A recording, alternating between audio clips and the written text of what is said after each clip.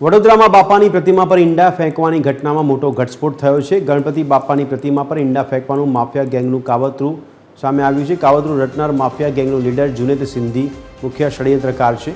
Mafia ગેંગના વધુ 4 ટપરીઓના નામ પણ કેસમાં ખુલ્યા છે। સોશિયલ મીડિયા પર એક્ટિવ છે માફિયા ગેંગ।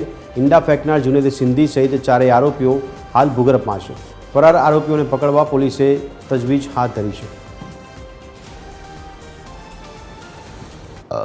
रिमांड दरमियान आरोपीओनी पूछपरछ टेक्निकल सोर्सेस ह्यूमन इंटेलिजन्सना आधारे अने आरोपीओना लोकेशन्स अने अन्य जे विगत हती एना आधारे अन्य आरोपीओना नामो खोलवामां आव्या छे अने अन्य आरोपीओनुं पण आ जे बनाव बन्यो छे एमां संडोवणी होवानुं बहार आव्युं छे।